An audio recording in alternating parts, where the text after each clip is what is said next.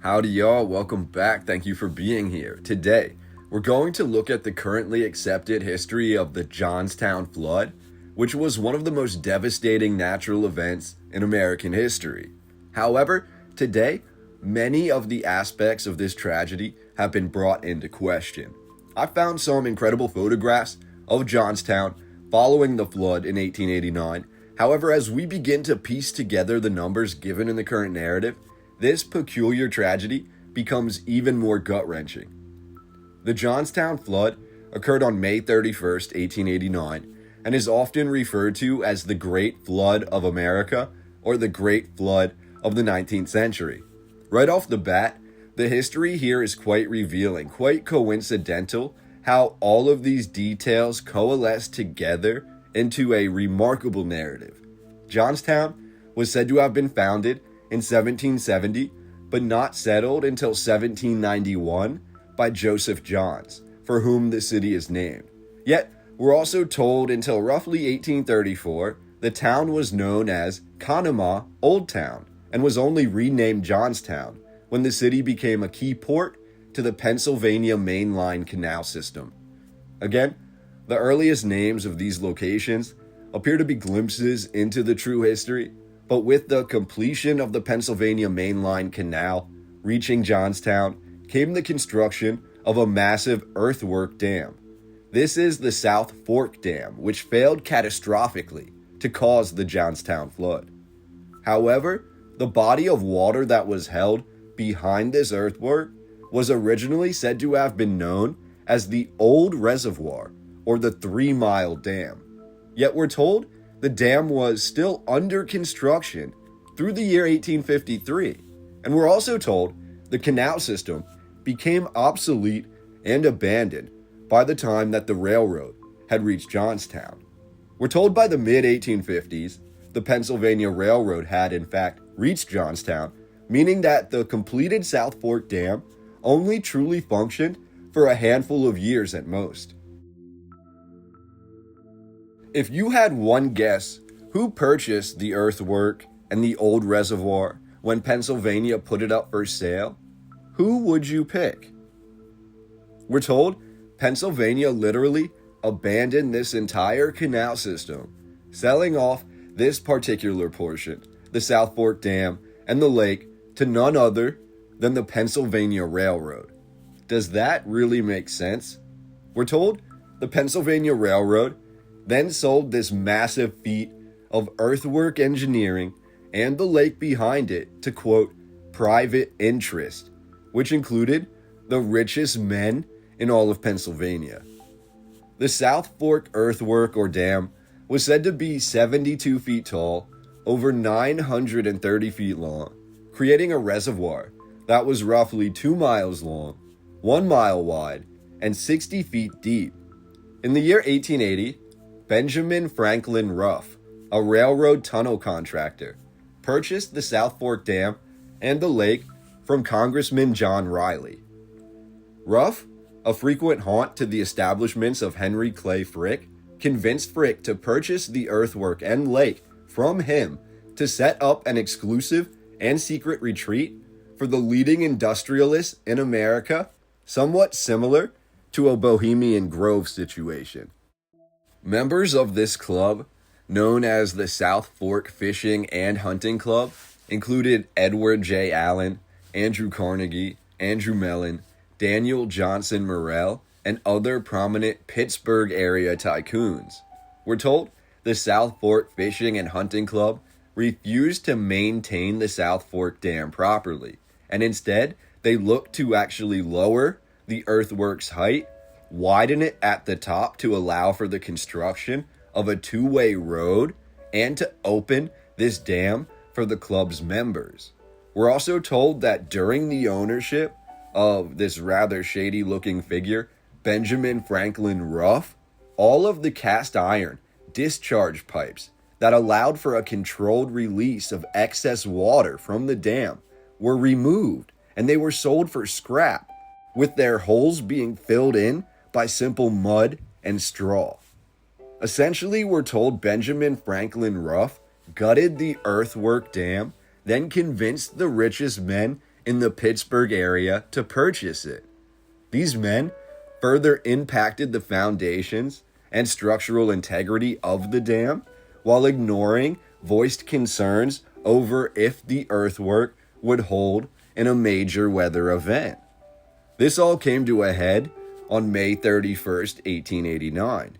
Again, read between the lines because the facts given in the current narrative are fascinating but also very hard to believe.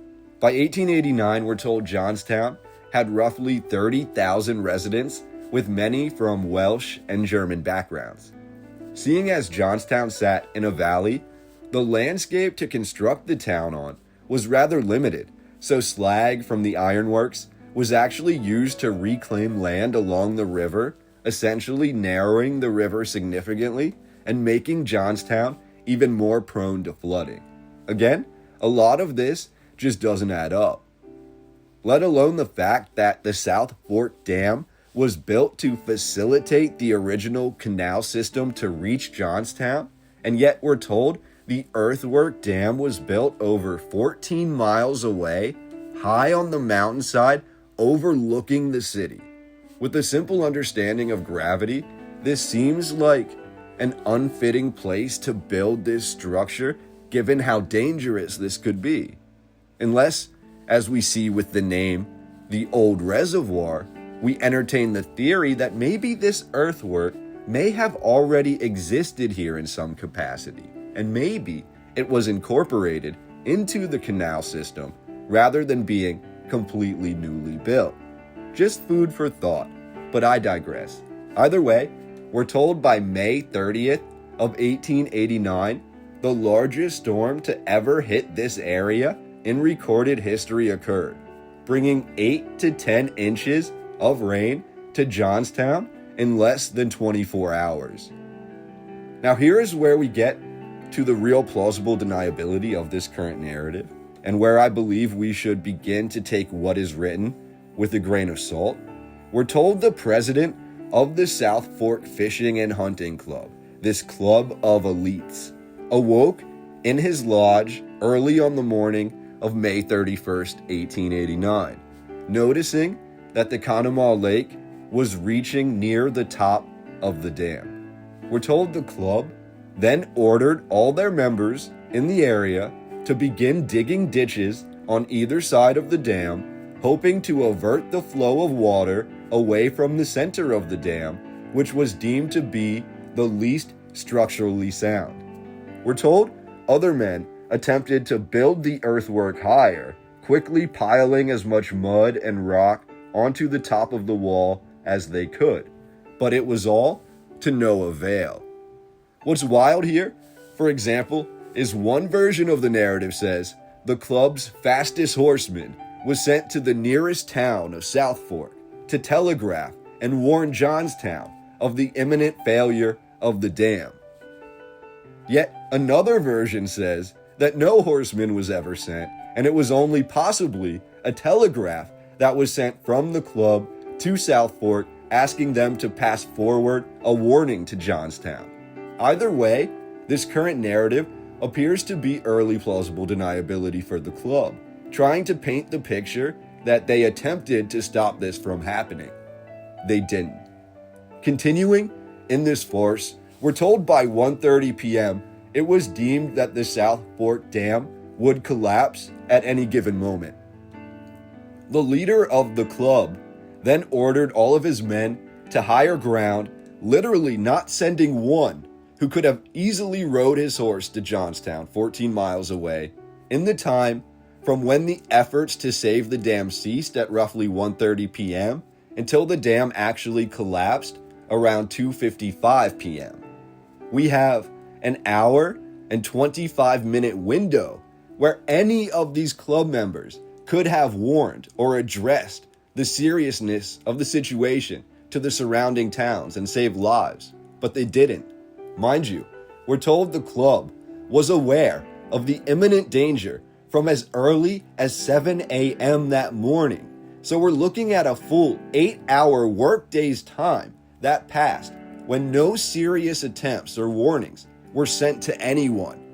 How does something like that happen? The entire Lake Conemaugh emptied in roughly 1 hour's time, pouring 3.8 billion gallons of water through the earthwork. The flood first hit the town of Southport, where it picked up 30 homes and leveled the town completely. So imagine this flood, moving rapidly downhill, now carrying houses, trees, thousands of tons of mud, industrial age equipment, floodwaters that are estimated to have been 60 feet deep. This was inescapable without warning. As the flood neared Johnstown, it briefly became stemmed on the Conemaugh Viaduct, a 78-foot tall stone railroad bridge. Much of the debris inside the flood, which included miles of barbed wire as well, became trapped against this viaduct, backing up the flood for a moment and causing mountains of debris to form along this viaduct. After about 7 minutes, we're told, the stone bridge gave way and collapsed, and the flood gained renewed hydraulic head, increasing in speed and destructive power. The small town of Mineral Point was the first to be hit by this renewed surge of water. After the flood, nothing remained of Mineral Point. Not one single structure, no topsoil remained, not even any subsoil remained. Mineral Point was reduced to bedrock, with no trace of it having ever existed at all. We're told the Johnstown flood waters exceeded 420,000 cubic feet per second, equivalent to the Mississippi River, which varies from roughly 250,000 to 700,000 cubic feet per second. We're told the flood then hit Johnstown, first wiping out the Cambria ironworks and taking with it dozens of massive rail cars. Another archway bridge became critical to the flood. Like the viaduct before it, the stone bridge of Johnstown, an ancient stone masonry bridge, had numerous archways. The debris that was carried by the flood now included twisted steel rails, full boxcars, entire buildings, and thousands of once living things. This formed a temporary dam when it hit the stone bridge, forcing the flood to surge and roll upstream along the channel of the Stony Creek River. However, when the surge came back and hit the stone bridge for a second time from a different angle, we're told the pile of debris was said to be even taller than the bridge itself, and this debris pile stood at least 70 feet tall, and this debris, we're told, surrounded the bridge, covering over 30 acres of land. And in the floodwater, all of this debris somehow caught fire. We're told this flood debris then burned continuously for over 3 days and was considered by many to be a, quote, miraculous inferno. We're told after this massive fire had ceased and the waters had receded, the stone bridge somehow remained fully standing and intact. That certainly throws a wrench into a lot of the other narratives we've discussed about masonry structures nearly melting from fire in the 19th century, and we have a stone bridge that quite literally burned for 3 days straight and remained intact, to the point that this stone bridge is still standing and is still used as a railroad bridge today. What a coincidence. But what about justice? The Johnstown flood greatly changed the litigation system for events like this, quite literally ushering in new laws. On June 5th, 1889, 5 days after the flood, the American Society of Civil Engineers opened an investigation into the South Fork Dam and the elite hunting club that controlled it. We're told this report was headed by founder of the American Society of Civil Engineers, James Francis, who concluded his report by January of 1890. Yet he claimed his report would never be released to the public to avoid the engineers being involved in any sort of litigation. And then we don't really know what occurred. from 1890 through 1892, but under new management, the American Society of Civil Engineers, now run by William Shinn, a close associate of Andrew Carnegie, himself, Carnegie, a lead member of the club that is being held at fault, this William Shinn proceeded to release his version of the Johnstown Flood report at an engineering conference in 1892. And would you believe it? Of all the investigators, every single one refused to attend this conference besides James Francis. Maybe these original investigators, all of them besides James Francis, did not agree with what the revised report stated, because it essentially made the claim that it did not matter that the elite club who owned the dam refused to properly maintain the dam, because according to America's greatest engineers, this dam was always designed to fail.